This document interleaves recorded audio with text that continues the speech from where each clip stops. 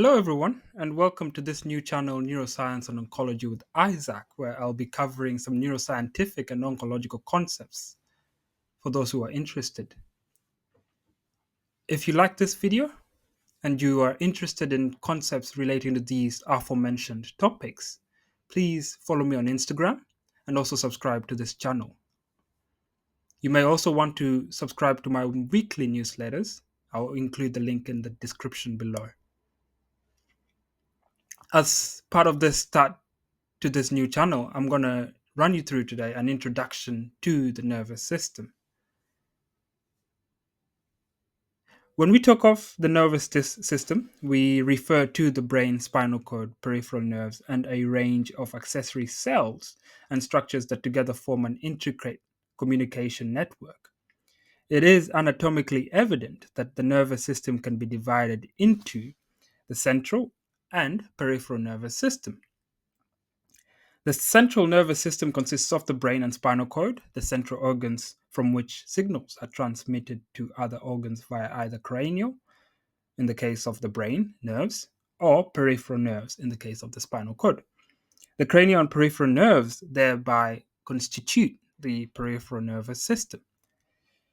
The central nervous system is responsible for the integration and processing of sensory information, as well as the modulation of neural signals and generation of appropriate responses. A perfect example for this is when you touch a hot surface. Immediately, sensory receptors, also known as nerve endings, in the skin will detect the stimulus and generate an action potential that travels along afferent nerve fibers to the spinal cord. Each receptor is specialized for a particular modality, say heat or thermal modalities, or mechanic modalities, or chemical modalities. The intensity of the stimulus is encoded through the frequency of neural firing. Within the spinal cord, these sensory neurons will then synapse with interneurons that relay the signals to motor neurons, eliciting an immediate withdrawal response. The patient may also say, ouch. And this circuit constitutes a classic reflex arc. As I have already alluded to, the principal cellular element for the nervous system is the neuron. And neurons can come in different sizes and shapes. They can be bipolar or unipolar. They can be short or long, as is the case with the sciatic nerve, which can be 1 meter long in some individuals. However, regardless of their size or their shape, neurons share similar features. They basically consist of an axon or multiple axons, dendrites, a cell body or a soma, and they can form synapses with other neurons. Within the central nervous system, there's actually a segregation of the axons from the soma or the cell bodies. And this segregation in the brain and the spinal cord produces a distinct pattern of white and gray matter, as the image just here would show you. The soma contains, importantly, the neuronal nucleus where DNA is housed, and a lot of effort in modern neuroscience today is put into trying to characterize the expression profiles of neurons and to determine how they affect neuronal development and maturity. Importantly, we say that neurons are terminally differentiated. That is, that they reach maturity and enter the G0 phase, or a phase of dormancy where they show quite little proliferation or none at all. And this explains neurodegeneration. It actually is the basis for it because it's only able to result from the fact that neurons, once they mature, do not proliferate to replace degenerated ones. And as a result, there is atrophy of the brain from the loss of neurons in neurodegeneration, and thereby a loss of function. But this is a conversation for another day. Some protein synthesis occurs in the soma, although this is not centralized, and some findings recently have found that there is ribosomal mRNA that is distributed along the length of the dendrite, and I can include this in the description below. Another organelle that is of relevance, also in the soma, but also seems to be distributed along the length of the axons as well, is the mitochondria. It is important to remember that neurons are amongst the most energy demanding cells in the body. The brain, for example, although it only represents 2% of total body weight, consumes roughly 20% of basal oxygen. And this energy fuels the maintenance of ionic gradients, neurotransmitter synthesis, and continuous synaptic activity. And because neurons store minimal glycogen, there is some storage of glycogen in astrocytes, which then convert this into lactate and feed it into the neurons for more ATP generation. They depend on a continuous supply on oxygen, the neurons quite primarily so, and glucose through the cerebral circulation. And this type of metabolism, as you can tell, will rely on neurons having a high mitochondrial concentration. Alongside the fact that mitochondria are the powerhouses of the cells, they also are equipped with powerful antioxidant defense systems, which play an important role in brain redox homeostasis and in reducing neurotoxicity.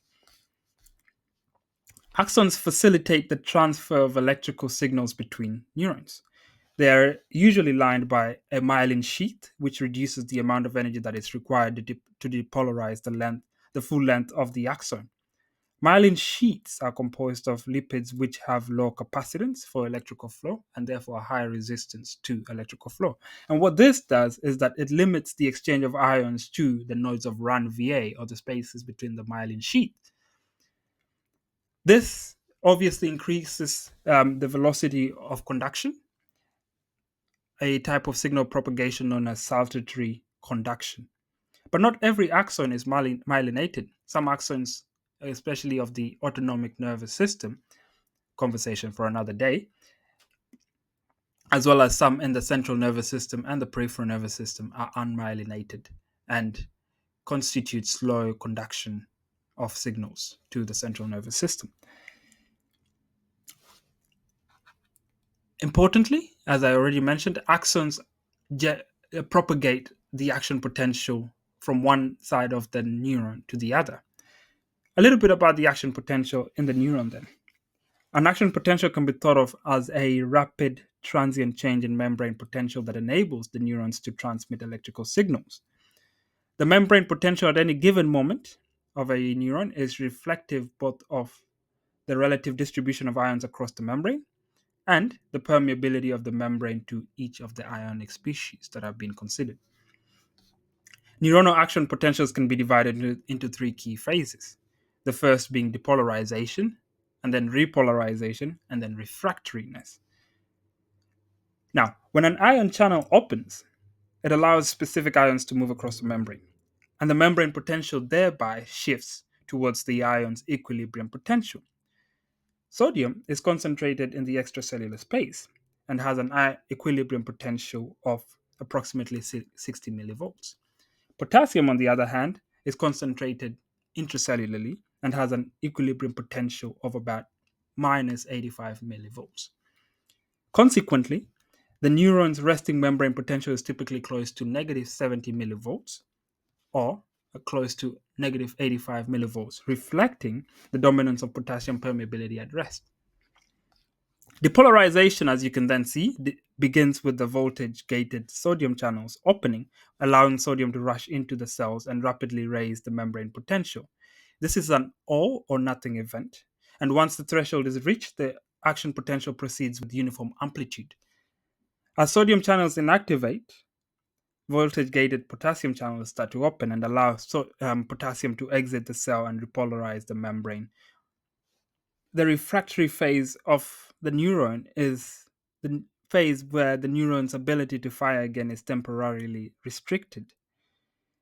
It is important to distinguish between the absolute refractory period versus the relative refractory period. The absolute refractory period occurs while voltage-gated sodium channels are inactivated, preventing any new action potential regardless of stimulus strength. And this ensures a unidirectional propagation of the impulse and sets an upper limit on firing frequency. On the other hand, the relative refractory period follows this, during which some sodium channels have reset, but elevated potassium conductance keeps the membrane hyperpolarized. And during this phase, a stronger than usual stimulus is required to reach a threshold and generate another action potential. Thank you very much for listening. And don't forget to follow me on Instagram, Neuro and Oncology with Isaac, and also go to the Ninth Heavens page to access my weekly newsletters. Thank you.